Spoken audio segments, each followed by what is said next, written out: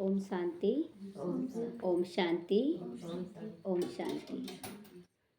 बाबा कह रहे मीठे बच्चे, यह है बेहद की अनलिमिटेड स्टेज।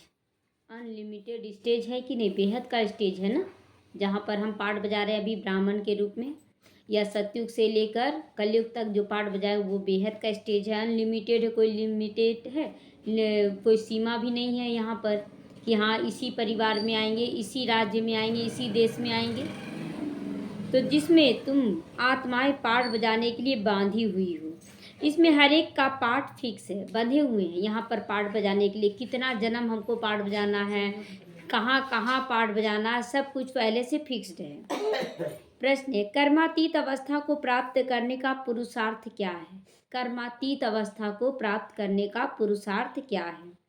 उत्तर है, कर्मातीत बनना है तो पूरा पहले सरेंडर हो जाओ, समर्पण हो जाओ बाबा के आगे। कुछ भी मेरा नहीं, अब सब कुछ बाबा का है, अपना कुछ नहीं है। सब कुछ भूले हुए होंगे तब कर्मातीत बन सकेंगे। कर्मातीत बनने के लिए बाबा क्यों कहता है?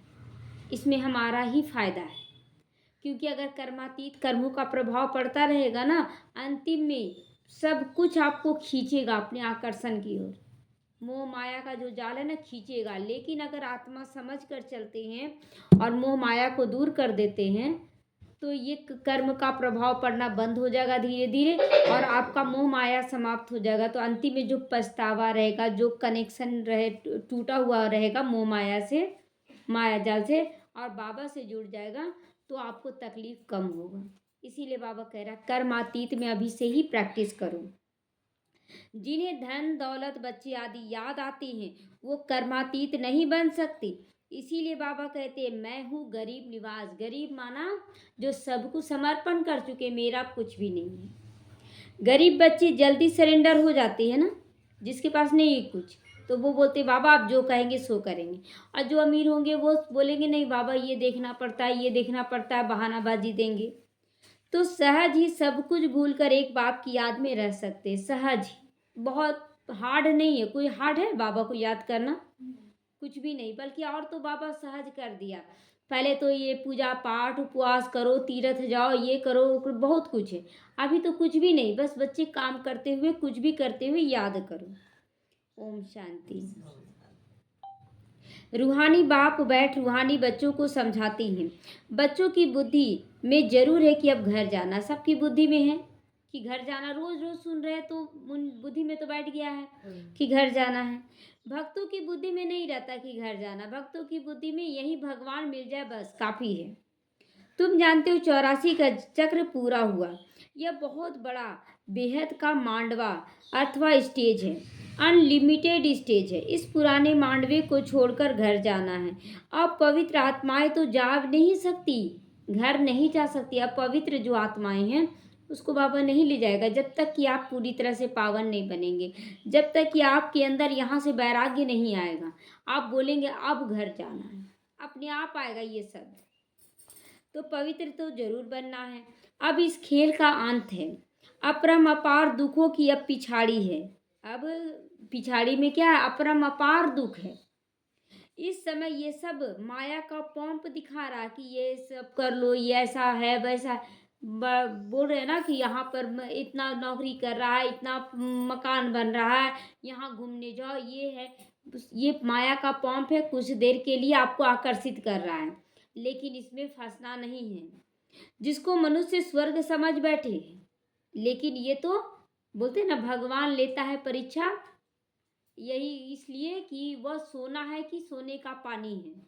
तो बाबा निश्चय का परीक्षा लेता है शुरुआत में कि देखते हैं ये बच्चा पूरी तरह से निश्चय बुद्धि है कि नहीं। माया का पंप बहुत दिखाएगा, आपको बहुत सारा प्राप्ति कराएगा, तो बाबा देखता है कि ये पूरा निश्चय बुद्धि समर्पण भाव रखता है कि नहीं, कहीं फंस तो नहीं जाता। ये परीक्षा आता है, सबके जीवन में आएगा, तो लोग उसमें खींचे चले जाते हैं। तो कितनी महल माड़ियाँ मोटरियाँ आदि है, इसको कहा था माया का कंपटीशन। माया कंपटीशन करिए ना बाबा से कि स्वर्ग हम देखो बना कर दिखा दे रहे हैं। नर्क को स्वर्ग के साथ कंपटीशन हो सकता है, अंधेरे का उजाले के साथ कंपटीशन। कितने रात हो, अमावस्या की रात हो, कितना भी दीपक जला देते हैं, कितना भी लाइटिंग कर देते, क्या वो सूरज की लाइट के सामने उसका बराबरी कर सकता है? बिल्कुल भी नहीं। सूरज का लाइट एक ही काफ़ी है, और यहाँ 1000 लाइट जलाते तो भी वो लाइट नहीं ला सकता है। तो यह है माया की लालच। ड्रामानुसार ये लालच दिलाया जाएगा सबको। देखिए, पहले तो विरोध से आपका परीक्षा लिया गया, फिर सहयोग से परीक्षा लिया जाएगा, सारे लोग आपके सहयोगी हो जाएंगे। उसमें आपको निकलना बड़ा मुश्किल हो जाएगा कि कैसे करें, ये कितना अच्छा है, ये कितना अच्छा है। निकलना, प्यार में निकलना मुश्किल होता है, नफरत में आप निकल सकते हैं, बैराग्य आ जाएगा। तो कितने ढेर मनुष्य हैं। पहले तो सिर्फ एक आदि सनातन देवी देवता धर्म ही था, अब तो मांडवा फुल भर गया है, मांडवा पूरा भर गया है। एक देवी देवता धर्म ही नहीं, कितने धर्म। और हर धर्म का आप सुनेंगे ना, कुछ उसमें अच्छा लगेगा, कुछ उसमें लगेगा क्या सच है क्या झूठ है, इसमें लोग फंस जाते हैं। अब यह चक्र पूरा होता है, सब तमो प्रधान बन गए हैं, सृष्टि भी तमो प्रधान फिर सतो प्रधान होनी है। सारी सृष्टि नई चाहिए ना, नई से पुरानी, पुरानी से नई, तो अनगिनत बार चलता आया है। ये अनगिनत बार चक्र, कितना बार दिन और रात हमारी जिंदगी में हुआ, तो आप इसका हिसाब भी लगा सकते कितना मेहनत लगेगा। अब सोचिए कि पूरा 5000 साल में कितना बार, अब 5000 साल ही कितना बार 5000 साल आया होगा। तो अनादि खेल है, इसका कोई ना आदि है ना कोई अंत है। कब शुरू हुआ ये कोई नहीं कह सकता, अनादि चलता ही रहता है। यह भी तुम जानते हो और कोई नहीं जानता। तुम इस ज्ञान मिलने से पहले कुछ भी नहीं जानते थे, इस ज्ञान को मिलने से पहले कुछ भी नहीं जानते थे। हम लोग भी तो यही सब कर रहे थे, देवता भी नहीं जानते थे, सिर्फ तुम पुरुषोत्तम संगम युगी ब्राह्मण ही जानते हो। फिर यह ज्ञान प्रायः लोप हो जाएगा, लोप हो जाएगा ना ये ज्ञान। और ज्ञान क्या बन जाएगा फिर हमारे अंदर? संस्कार। जैसे भोजन तो बहुत सारा खाते हैं, पौष्टिक भोजन भी, तो वो खून एनर्जी बन जाता है, उसी तरह ये संस्कार बन जाएगा। बाप ने सुख धाम का मालिक बनाया, बाकी और क्या चाहिए, और क्या चाहिए। कल एक भाई सवाल कर रहे थे कि सत्युग त्रेता में भी 2 कला कम हो जाते, यानी कि माया रावण वहां भी है, वहां कला का क्यों कम हो जाता है। इस सवाल पे थोड़ा सा तर्क वितर्क भी हुआ, लेकिन जवाब तो बहुत अच्छा है। लास्ट में पूछेंगे इसका जवाब, आप लोग भी सोचेंगे, ठीक है। तो बाबा कहता है कि नहीं, अच्छा ठीक है, नहीं तो देखिए क्या जवाब है कि तेल भरा हुआ है जब तक, तो तेल तो अच्छे से चलेगा ना। तो अब जब चलना शुरू करेंगे तो वो तेल पेट्रोल तो खत्म होगा ना गाड़ी का, तो गाड़ी में कोई ठोकर नहीं लगे, क्योंकि आपको भीड़ नहीं मिल रहा है। सत्युग त्रेता युग में भीड़ नहीं है, रास्ता साफ है। लेकिन जब द्वापर युग आता है ना, तो भीड़ बढ़ने लगता है, तो कहीं ना कहीं थोड़ा बहुत ठोकर, तेल तो खत्म हो ही रहा है, साथ में आपकी गाड़ी को भी ठोकर मारा जा रहा है। तो फिर वो तो आप फिर जब ठोकर मिलेगा तो आप भी ठोकर मारिएगा, भीड़ ज़्यादा हो जाएगा तो इसी में गाड़ी डैमेज होना शुरू हो जाता है। ये दुख का कारण है।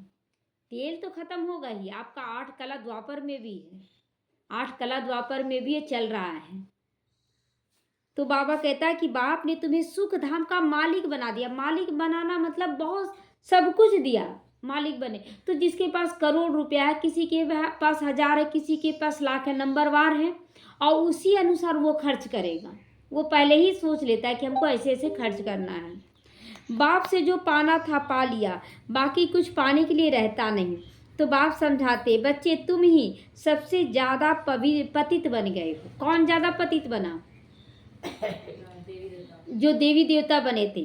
तो पहले पहले तुम ही आए हो पाठ बजाने, तुमको ही पहले जाना पड़ेगा, भी जाना भी पड़ेगा। जाना चाहते हैं कि नहीं? पहले कौन लास्ट में जाना चाहता है? लास्ट में जानते हैं कैसे जाया जाएगा? मच्छरों के समान ले जाया जाएगा, है ना। और ऐसे ले जाएगा बाबा तो फरिश्ता बनकर ले जाएगा, कर्म भोग नहीं। इसलिए पहले से ही बार बार मुक्ति धाम जाए, बाबा ये मेरा घर है, और बार बार जाने आने का प्रैक्टिस करें। तो चक्र है ना, पहले पहले ही तुम माला में पिरोगे, पहले पहले हम लोग माला में जाकर बाबा के गले का हार बनेंगे। यह रुद्र माला है ना, धागे में सारी दुनिया के मनुष्य पिरोए हुए हैं। कौन से धागे? बाबा के प्यार के धागे बोल सकते हैं, ज्ञान के धागे में भी। तो धागे से निकल परम धाम में चले जाएंगे, फिर ऐसे ही धागे में पिरोए जाएंगे। फिर बहुत बड़ी माला बनती है। शिव बाबा को कितने ढेर बच्चे हैं। पहले पहले तुम देवताएं आदि आते हो। यह है बेहद की माला, जिसमें सब मन के मिसल पिरोए रहेंगे। वहां देखते हैं ना कि कैसे आत्माएं एकदम मोती की तरह नजर आते हैं। तो रुद्रमाला बनती है। उसके बाद विष्णु की माला गाई जाती है। विष्णु की माला भी तैयार हो गई है, हो रही है। पर प्रजापिता ब्रह्मा की माला बनती है।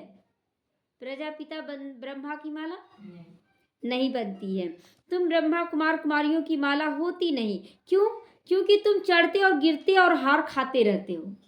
कभी बहुत अच्छा मोती जो सबसे आगे है वो टूट के गिर जाता है, फिर दूसरा मोती आगे आ जाता है, तो इसलिए माला नहीं बनता है।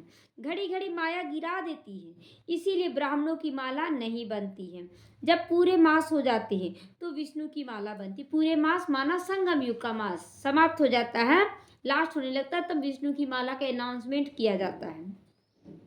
अभी 8 का माला का अनाउंस कर दिया गया है, 108 का नहीं किया गया है। तो ये चांस है अभी कि 108 में हम जा सकते हैं, लेकिन उसके लिए तो वैसा पुरुषार्थ करना होगा जैसा लक्ष्मी नारायण करते हैं। यूं तो प्रजापिता ब्रह्मा का ये सारा सीजरा है। मतलब 33 करोड़ जितने भी बच्चे बनेंगे किसके बनेंगे? ब्रह्मा के द्वारा ही बनेंगे ना, तो उनका सीजरा है।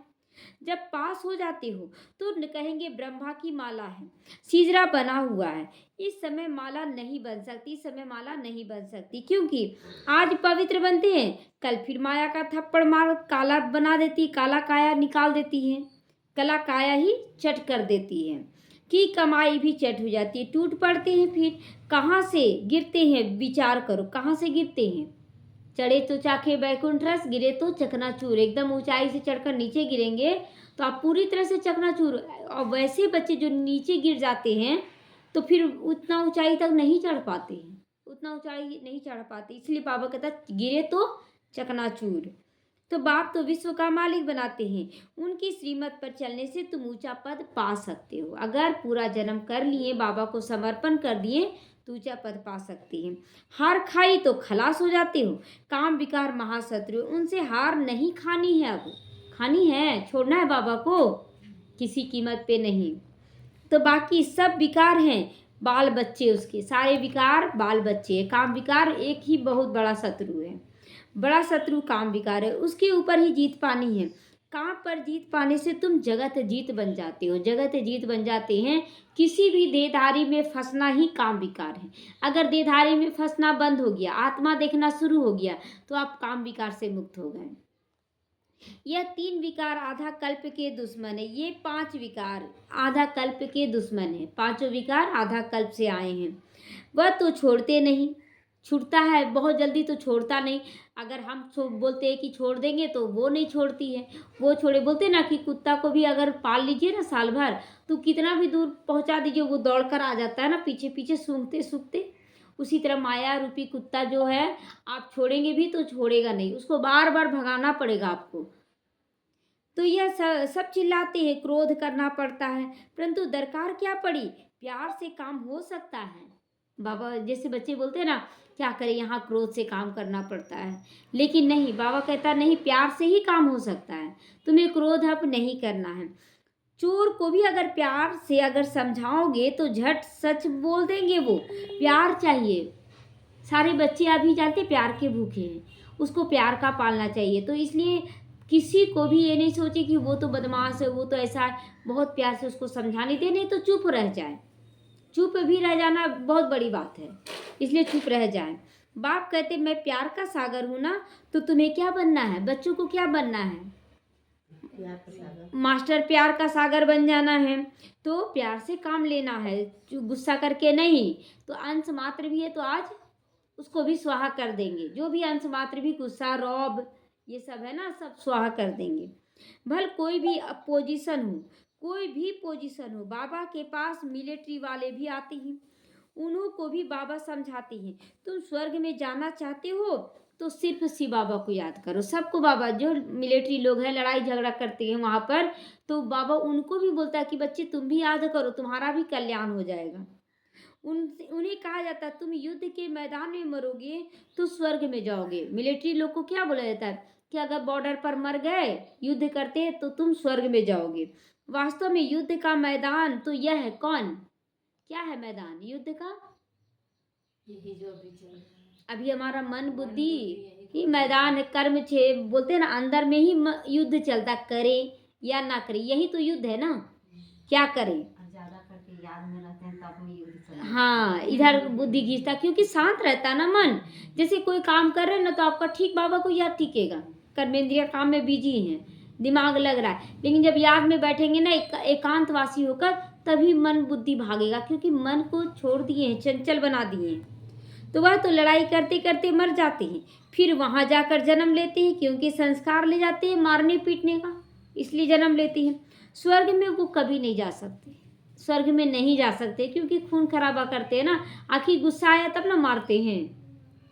तो बाबा उन्हों को समझाते थे, शिव बाबा को याद करने से तुम भी जा सकते हो, क्योंकि स्वर्ग की स्थापना भी हो रही है। बाबा मिलिट्री लोग को भी बोलते हैं कि अगर तुम मतलब प्यार से काम लो, वहां पर भी बहुत हद तक, और बाबा को याद करो तो तुम्हारा भी ठीक हो जाएगा। शिव बाबा की याद से ही विक्रम विनाश होंगे। यह थोड़ा भी ज्ञान मिला ना किसी को, तो स्वर्ग के वो अधिकारी बन जाते, अगर थोड़ा भी ज्ञान मिला तो अविनाशी ज्ञान का विनाश कभी नहीं होता है। तुम बच्चे या मेला आदि करते हो तो कितनी प्रजा बनती है ना, कितने बच्चे आते हैं सुनने के लिए, तो वो प्रजा तैयार हो गई। वो ज्ञान में आने वाली प्रजा नहीं है, उसमें से कुछ बच्चे जो ज्ञान में निकलते वो भी आ गई सतयुग त्रेता की प्रजा। लेकिन जो सुनकर चली गई बहुत अच्छा कहकर, वो द्वापर की प्रजा तैयार हो रही। इसीलिए बाबा कहता है ना कि लगाओ प्रदर्शनी, चारों तरफ लगाओ, क्योंकि जल्दी जल्दी काम करना है ना, द्वापर कलयुग का भी तैयारी करना है। तुम रूहानी सेना हो, इसमें कमांडर मेजर आदि थोड़े होते हैं, प्रजा तो बहुत बन जाती है। कमांडर मेजर ये सब कौन है, जो सहयोगी बनते हैं बहुत अच्छे से, कोई तन का सहयोगी, कोई मन का, कोई धन का सहयोगी, जो अच्छी रीति समझाते हैं तो कुछ न कुछ अच्छा पद पा लेते हैं। उनमें भी फर्स्ट सेकंड थर्ड ग्रेड होता है ना, समझाने में भी सब एक जैसा तो नहीं समझानी दे सकती हैं। तुम शिक्षा देते रहते हो, कोई तो बिल्कुल आप समान बन जाते हैं और कोई सबसे ऊपर भी जा सकते हैं। बाबा कहता है कोई बिल्कुल आप समान बन जाते हैं और कोई आपसे भी ऊपर जा सकते हैं। कोई ये थोड़ी है कि आप ज्ञान दिए तो आपसे ऊपर नहीं जा सकता है, आपसे ऊपर कोई आपके जैसा भी बन सकता है। देखा जाता है एक दो से ऊपर चले जाते हैं, नए नए पुरानों से तीखे चले जाते हैं। बाप से पूरा योग अगर लग जाए तो बहुत ऊंचा चला जाएगा। अगर बाप से पूरा योग लगे तो आज देखिए कितने बच्चे जो आए लास्ट सो फर्स्ट हो जा रहे हैं। तो सारा मदार आपके योग पर है कि आप पूरी तरह से समर्पण कितना हो गए हैं, कितनी बाबा से प्यार करते, कितना निश्चय बुद्धि, ये सब कुछ देखा जाएगा ऊपर चढ़ने के लिए। नॉलेज तो बहुत सहज है, तुम फील करते होगे कि नॉलेज सहज है, बाबा से प्यार करना सहज है। बाप की याद में विघन पड़ते हैं, विघन तो पड़ते हैं, याद बैठने ही नहीं देगा। चलो चलते फिरते याद करेंगे, ऐसा महसूस कराएगा माया। बाप कहते भोजन खाओ तो भी मेरी याद में खाओ।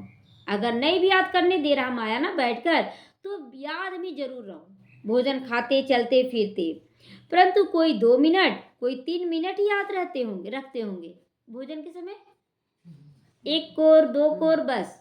उसके बाद देखिएगा माया बड़ी चालाक है, लास्ट में याद आता है कि अरे ये क्या किए, सारा भोजन तो माया को याद कर करके खा लिए। तो सारा समय याद में रहे बड़ा मुश्किल है। माया कहाँ न कहाँ उड़ा कर भुला देती है, कहाँ कहाँ उड़ा कर चली जाती पता ही नहीं चलता। और देखते हैं, हम भी देखते हैं कि जब भोजन के समय मतलब बहुत ज़्यादा ध्यान देते हैं कि याद करना, या अचानक कहाँ से कैसे माया ले जाती है मन बुद्धि को और जल्दी जल्दी खाना खिला देती है। माया माया भी बोलते ना, बोलते क्या तो मारे, कैसे तो बोला जाता है कि मौसी क्या करती भगा कर ले जाती है। तो सिवाय बाप के और कोई की याद नहीं रहेगी, तब कहेंगे कर्मातीत अवस्था होगी। कर्मातीत अवस्था भी नहीं है, अभी तो भगा रहा मन। तो अगर कुछ भी अपना होगा याद जरूर पड़ेगा, इसलिए याद नहीं करना, कोई भी चीज में अपनापन नहीं, याद तो आते रहता। देखिए अब जिसके साथ 24 घंटे आप रह रहे हैं, वो आप सोच रहे हैं, देखिए एक माता के साथ थोड़ा सा बातचीत हुआ ना, तो भी कुछ की हम भी कुछ किया, उसका दोनों में ये हो गया, बात नहीं होने लगा। उसके बाद अचानक से फिर कोई गलती किसी का भी नहीं था, बस ऐसा ही हुआ और उसका दोनों में बातचीत होने लगा। अब अचानक देखिए सारा हिसाब जब चुकतू हो गया, उसके बाद अच्छे से बातचीत हो गया, तो माता जी कहीं दूर चली जा रही हैं। तो कहीं ना कहीं मन में लग रहा है कि चली जा रही हैं, लेकिन बाबा कहता लगाव यही दिखता है, लगाव।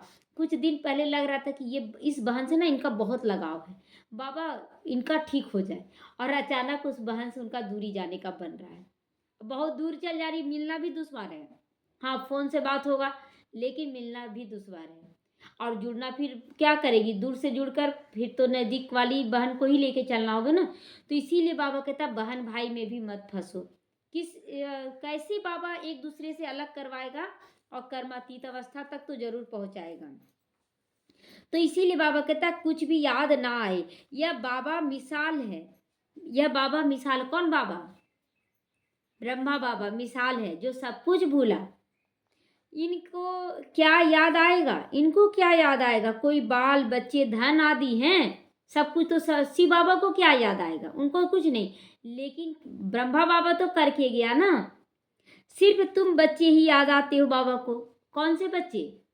आत्मा बच्चे बाबा को याद आते हैं। कौन से बच्चे में? देहधारी कोई भी नहीं, आत्मा सारे बच्चे। तुम तो जरूर बाप को याद पड़ेंगे ना ही, क्योंकि बाप आए हैं कल्याण करने के लिए। तो बच्चों को याद नहीं करेंगे तो फिर कैसे कल्याण करेंगे? याद सबको करते रहते हैं। बाबा कहते हैं याद सबको करते हैं बाबा, परंतु फिर भी बुद्धि फूलों तरफ ही चली जाती है। बाबा ऐसे याद सभी आत्माओं को करते हैं, लेकिन फूलों की तरफ ज़्यादा जाएगा जो खुशबू फैला रहा है। ऐसे भी देखिए अपना लौकिक बच्चों में भी अगर 2 3 4 बच्चा है, उसमें जो ज़्यादा अच्छा है उसको तो ज़्यादा याद करेंगे, नंबरवार फिर होगा। तो फूल अनेक प्रकार के होते हैं, कोई बिगर खुशबू भी होती है। बगीचा है ना, बाप को बागवान माली भी कहते हैं। या तो तुम जानते हो मनुष्य क्रोध में आकर कितना लड़ते झगड़ते हैं। क्रोध में आकर लड़ते झगड़ते, वैसे बच्चों को बाबा याद करेगा? बाबा याद नहीं करेगा। बहुत दे अभिमान आ जाता है। बाप समझाते कभी कोई क्रोध करे तो शांत रहो, चुपचाप हो जाओ, करने दो, कितना करेगा, करते करते वो शांत हो जाएगा। लेकिन तुमको क्रोध नहीं करना है। क्रोध भूत है ना, तो भूत क्या करेगा? नुकसान ही करेगा। तो भूत के आगे शांति से रिस्पॉन्ड देना है। भूत के आगे शांति से रिस्पॉन्ड देना, उसको अशांति, उसके साथ अशांत नहीं हो जाना है। सभी शास्त्र शिरोमणि श्रीमद् भागवत गीता है ईश्वरीय मत की। श्रीमत किसका है? श्रीमत किसका होता है? भगवान का होता है। तो ये भागवत गीता है ईश्वरीय मत की। ईश्वरीय मत, आसुरी मत, दैवी मत, एक ईश्वर ही आकर बताते। ये सारा मत कौन बता रहा है? भगवान आकर बताया। कौन कौन सा मत होता है? एक ईश्वरीय मत, एक है आसुरी मत, और एक होता है दैवी मत, जो देवी देवता देंगे वहां पर। राजयोग की नॉलेज देते अभी बाबा।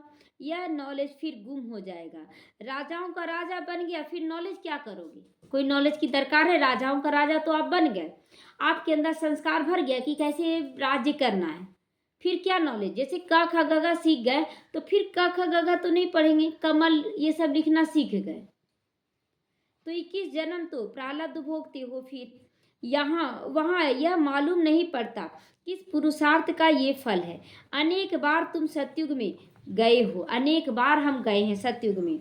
यह चक्र फिरता रहता है। सतयुग त्रेता है ज्ञान का फल। ज्ञान का फल सोचिए कि एक जन्म हम लोगों को करना है, सब कुछ, सब फल, सब कुछ समर्पण, एक जन्म, और 21 जन्म तक आपको प्रारब्ध मिलेगा। कितना है प्राप्ति? तो सतयुग त्रेता है ज्ञान का फल। आप इस बात को समझें कि एक जन्म का बाबा इतना ज़्यादा रिटर्न दे रहा है, 21 जन्म का फल दे रहा है, और इससे ज़्यादा क्या देगा? और ये ऐसे भी नहीं कि वहाँ ज्ञान मिलता है, वहाँ ज्ञान फिर नहीं मिलता। और ऐसा भी नहीं कि द्वापर में आपको दुख हो जाएगा जब सतयुग त्रेता में आ गए हैं। तो द्वापर का भी बाबा बोला 3/4 से ज़्यादा सुख मिलेगा। तो बाप आकर यहाँ भक्ति का फल दिए, और भक्ति का फल ज्ञान मिला, बाबा मिले, और ज्ञान का फल 21 जन्म हम लोगों को पूरा पूरा सुख मिलेगा। बाप ने बताया तुमने जास्ती भक्ति की है, अब एक बाप को याद करो तो तमो प्रधान से सतो प्रधान बन जाओगे। इसमें ही मेहनत है, क्योंकि बुद्धि अनेकों को याद करने में फंस गया है। अब एक को याद करने में, निकालने में तो मेहनत लगेगा ना। तो रचना के आदि मध्य अंत को याद करो, चक्रवर्ती राजा बन जाओगे। भगवान बच्चों को भगवान भगवती ही बनाएंगे ना। भगवान ने बना रहा, जैसे डॉक्टर के पास पढ़ाई करने गए तो डॉक्टर ही बनाएगा ना, उसी तरह भगवान से पढ़ाई करें तो हम लोग भी भगवान भगवती बने, यानी देवी देवता बन जाएंगे। परंतु देहधारी को भगवान भगवती कहना रॉन्ग हो जाता है।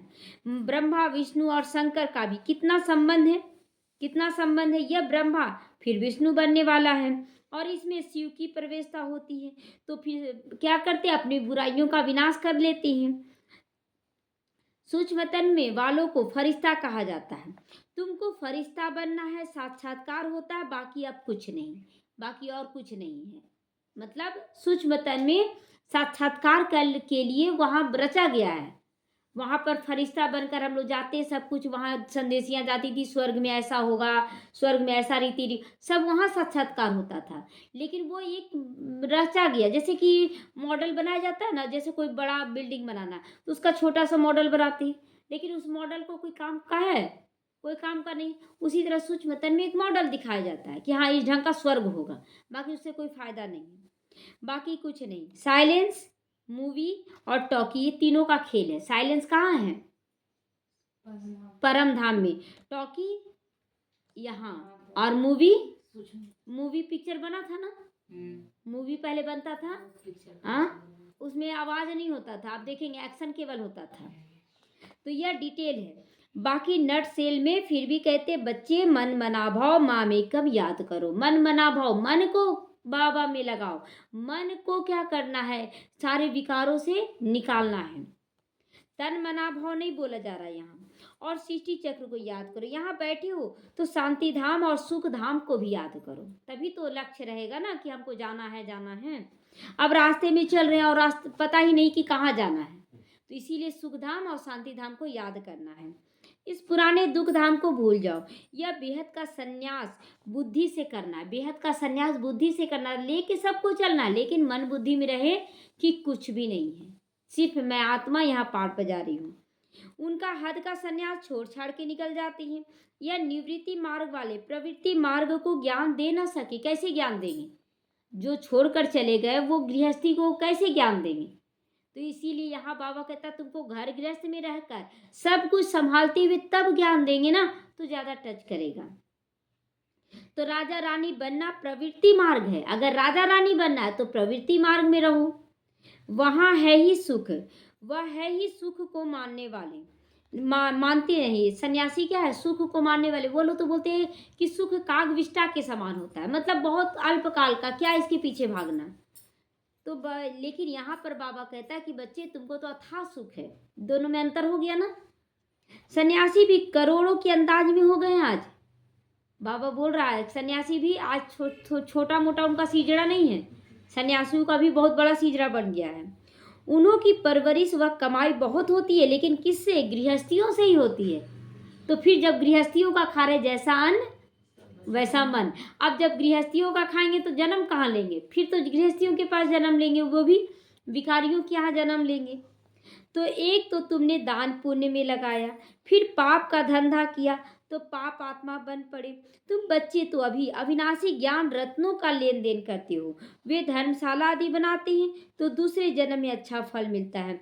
यह तो बेहद का बाप है, यह है डायरेक्ट। यहाँ पर जो कुछ भी हम अपना देते हैं, तन मन धन समय श्वास संकल्प, वो डायरेक्ट बाबा के पास जमा हो रहा है। डायरेक्ट देने से ज़्यादा जमा होता है, तो वह है इनडायरेक्ट। जब किसी को माध्यम बना कर देते हैं तो वो इनडायरेक्ट हो गया। तो ईश्वर अर्पणम, इसीलिए बोलते ना बाबा कि बच्चे हाथ में नहीं लेना, डायरेक्ट भंडारी में डालना है। भंडारी में डायरेक्ट बाबा के हाथ में चला गया और हाथ में देने से हाथ में आ जाता है, इसलिए भंडारी में डालना है, डायरेक्ट कमाई करना है।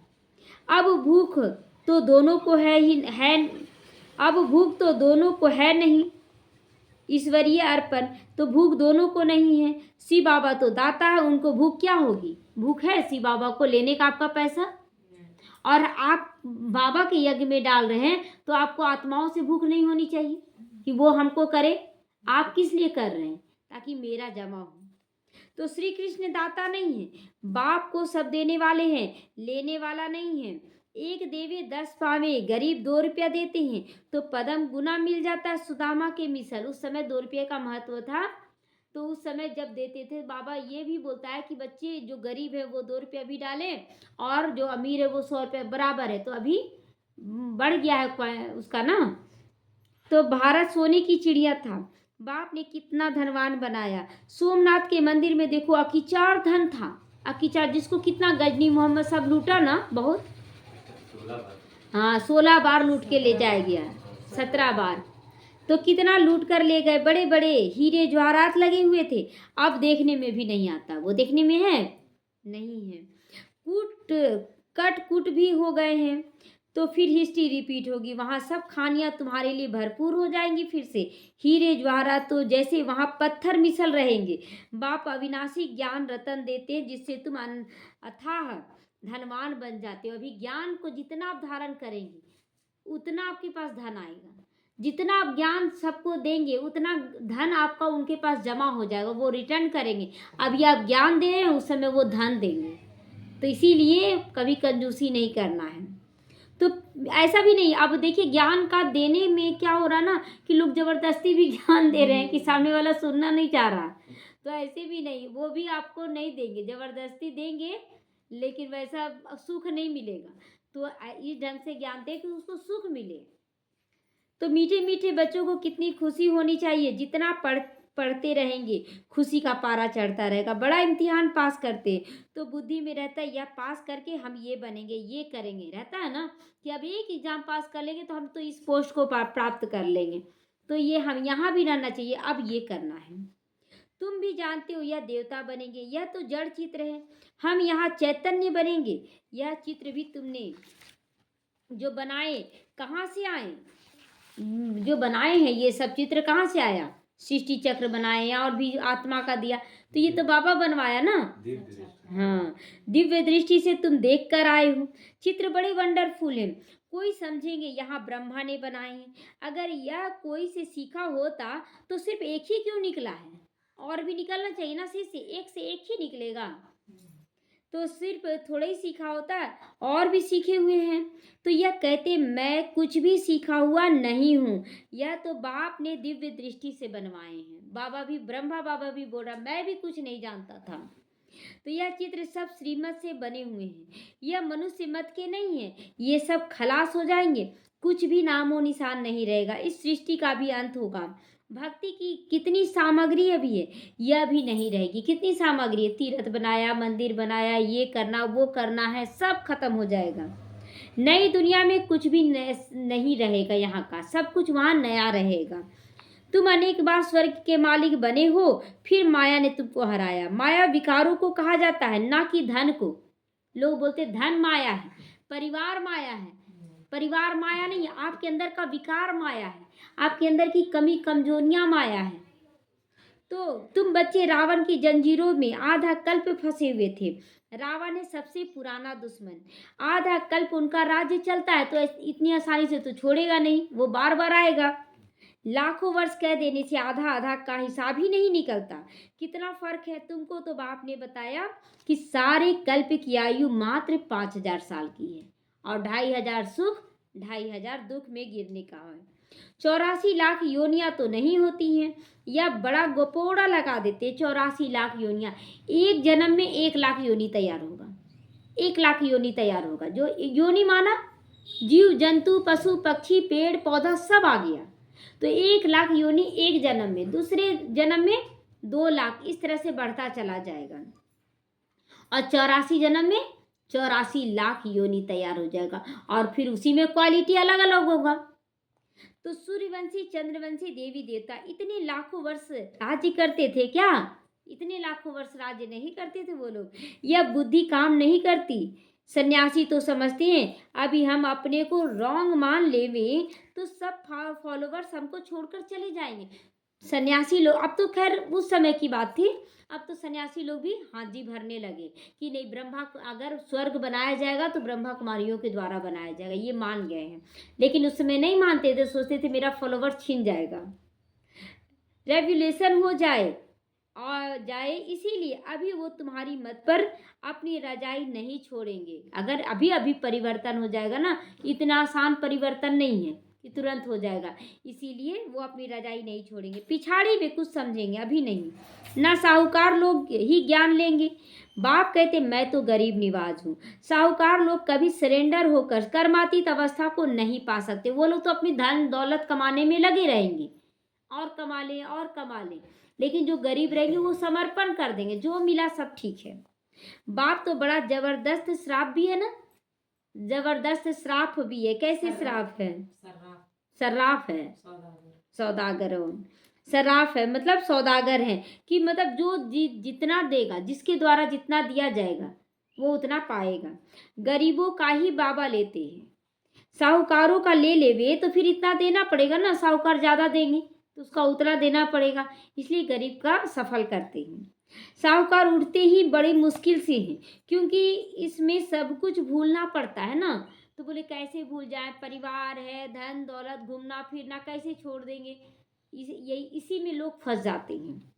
कुछ भी पास ना रहे तब कहेंगे कर्मातीत अवस्था, कुछ भी, बस मैं और मेरा बाबा। वो स्थिति अभी बना है?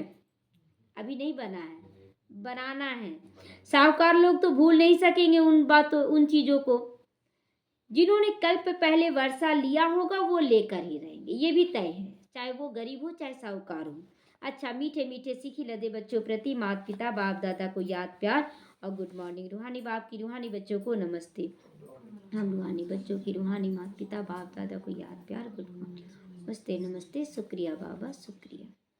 धारणा के लिए मुख्य सार है, जैसे बाप प्यार का सागर है, ऐसे मास्टर प्यार का सागर बन प्यार से काम निकालना है।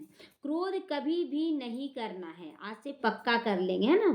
क्रोध काहे करें तो तुम्हें शांत रहना, कोई क्रोध कोई करे तो तुम्हें शांत रहना। अगर कोई भी क्रोध करे तो तुम्हें चुपचाप उसको सकाश देते रहना है। बुद्धि से इस पुरानी दुख की दुनिया को भूलकर बेहद का सन्यासी बनो, बेहद का सन्यासी बनना है। शांति धाम और सुख धाम को ही याद करना है। अविनाशी ज्ञान रत्नों की ही लेन देन करनी है, फालतू बातों की लेन देन नहीं करनी है। वरदान, विकारों रूपी जहरीले सांपों को गले की माला बनाने वाले शंकर समान तपस्वी मूर्त बनो। यह 5 विकार जो लोगों के लिए जहरीले सांप है, यह सांप आप योगी व प्रयोगी आत्माओं के गले की माला बन जाएगी। यही विकार क्या करेंगे, आपको विजय का माला बनकर गले में पड़े रहेंगे। कैसे? जैसे कोई क्रोध करे, आप शांत रह गए तो उस पर हम जीत पा लिए ना, इसी क्रोध के माध्यम से हम जीत पाए, तो गले का हार बना लो। यह आप ब्राह्मण व ब्रह्मा बाप के अशरीरी तपस्वी शंकर स्वरूप का यादगार आज तक की पूजा हो रही है, आज तक शंकर की पूजा हो रही है, ये हमारा ही तपस्वी रूप है। दूसरा, ये सांप खुशी से नाचने की स्टेज बन जाती है। जो सांप की सैया के ऊपर नाचे थे ना कृष्ण, तो हम लोग भी इसी पे नाच रहे। कोई क्रोध करा, हम शांत रहकर उस पर जीत पा ले रहे हैं। तो यह स्थिति स्टेज के रूप में दिखाते हैं, यह स्थिति स्टेज के रूप में बन जाएगी अगर आप शांत रह जाते हैं। तो जब विकारों पर ऐसा विजय हो तब कहेंगे आप तपस्वी मूर्त हैं, प्रयोगी आत्मा है। प्रयोग करे योग का वो बदल जाता है। स्लोगन है, जिसका स्वभाव मीठा है, शांत चित्त है, उस पर क्रोध का भूत वार नहीं कर सकता है। जिसका स्वभाव मीठा है और वो शांत है, उस पर क्रोध नहीं आ सकता। कोई कितना भी बोलता रहे, आपको लगेगा बाबा ये बच्चा कितना अपना एनर्जी लॉस कर रहा है, बाबा ये आत्मा भी शांत हो रहा है, शांत हो रहा है, ऐसा लगेगा। तो रहम दिल उस समय बन जाएंगे, क्षमाशील बन जाएंगे। तो हमें भी वैसा बन जाना। ओम शांति।